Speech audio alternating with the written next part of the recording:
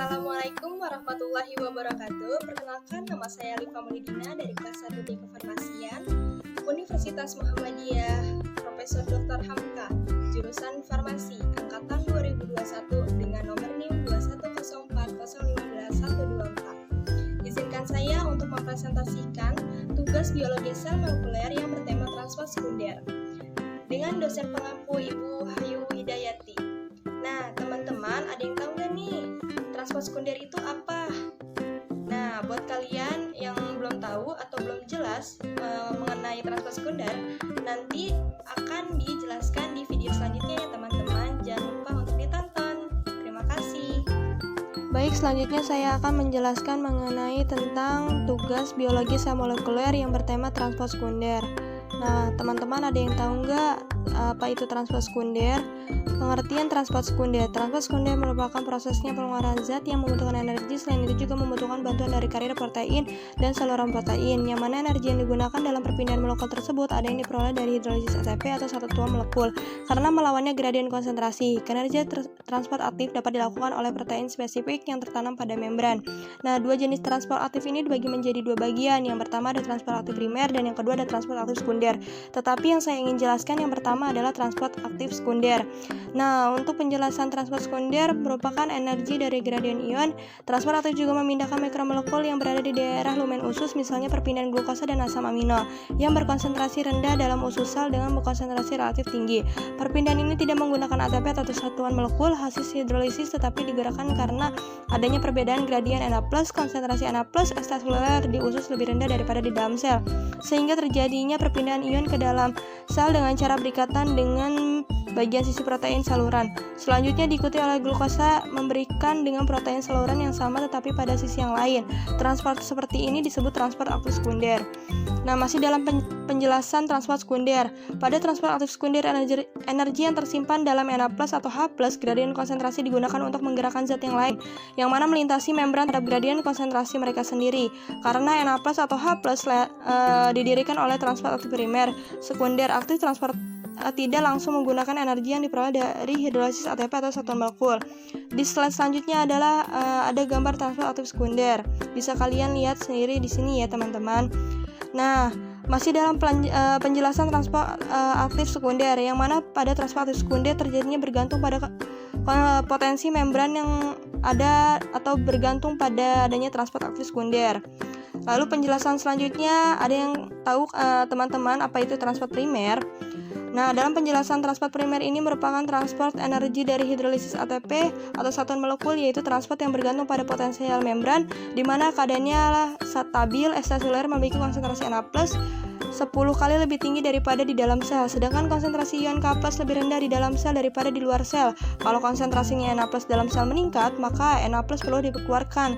Maka diperlukannya ATP atau satuan molekul untuk memompa Na+ keluar. Dengan cara Na+ akan terikat pada sisi spesifik pada saluran protein sehingga menyebabkan perangsangan fosforilisasi, terjadinya hidrolisis ATP atau satuan molekul, yang mana menghasilkan suatu perubahan pada konfirmasi saluran protein berakibatkan Na+ yang terikat bergerak keluar sel dan terjadinya reduksi afinitas ikatan Na+ pada protein saluran sehingga Na+ akan terlepas. Nah, untuk slide selanjutnya bisa kalian lihat pada gambaran transport primer yang tadi saya sudah jelaskan. Nah, untuk penjelasan selanjutnya adalah penjelasan mekanisme transport primer. Mekanisme transport primer merupakan ada beberapa bagian diantaranya, yaitu yang pertama ada natrium, kalium akan memompa masuknya ion, kalium K+ akan memompa keluarnya ion natrium Na+. Ketika ATP atau satuan molekul dihidrolisis menjadi ADP, fosfat yang dihasilkan akan melekat pada protein yang menyebabkan protein berubah bentuk. Nah, perubahan dari bentuk protein membuat ion Na+ keluar dari dalam sel. Nah, bersamaan itu ion K+ akan melekat pada protein dan fosfat akan lepas. Di mana lepasnya fosfat akan menyebabkan bentuk protein kembali seperti semula, ion K+ akan masuk ke dalam sel. Nah, ini adalah gambaran untuk transport primer, bisa kalian lihat sendiri.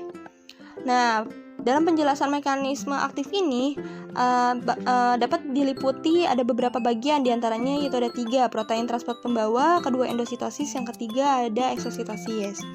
Nah, yang pertama yang saya akan bahas adalah proses transport aktif atau pembawa, yang mana protein ini mirip dengan difusi terfasilitasi, namun protein pembawa pada transport aktif harus menggunakan energi, yang mana harus menggerakkan molekul-molekul melawan gradien konsentrasinya.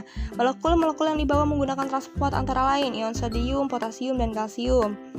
Nah, pada ion sodium dan potasium akan melewati membran sel yang mana melalui mekanisme pompa sodium potasium. Sedangkan kalsium melalui mekanisme pompa kalsium. Sel yang menggunakan energi untuk menjaga stabilitas konsentrasi ion sodium yang tertinggi dan konsentrasi ion potasium yang rendah. Yang mana mekanisme tersebut sangat penting, misalkan transmisi impuls pada saraf di dalam sel. Nah, lalu penjelasan selanjutnya endositosis. Apa itu endositosis? Endositosis adalah proses masuknya makromolekul dan materi yang sangat kecil dengan cara membentuk vesikula baru di membran plasma. Proses tersebut diawali dengan pergerakan membran plasma melingkup di luar sel sehingga partikel tersebut terperangkap masuknya ke dalam sel. Pada peristiwa endositosis dibedakan menjadi 2. Yang pertama ada fagositosis, yang kedua ada venositosis. Nanti saya akan jelaskan satu persatu. Lalu di slide selanjutnya ada gambaran endositosis, bisa kalian lihat sendiri ya teman-teman. Nah, untuk penjelasan fagositosis ini sendiri merupakan peristiwa yang sama seperti pada venositosis, tetapi terjadi pada benda yang ukuran lebih besar, yang mana kebalikannya daripada venositosis, namun ini lebih besar ya. Nah, fagositosis dapat diamati dengan mikroskop, misalkan yang terjadi pada amoeba. Nah, ini gambaran untuk fagositosis sendiri, bisa diamati juga dengan alat tadi ya, mikroskop ya teman-teman. Nah, untuk selanjutnya adalah penjelasan venositosis.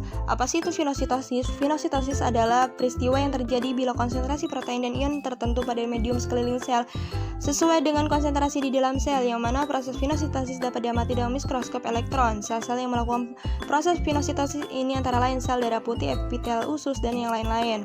Nah, untuk slide selanjutnya adalah gambar venositosis.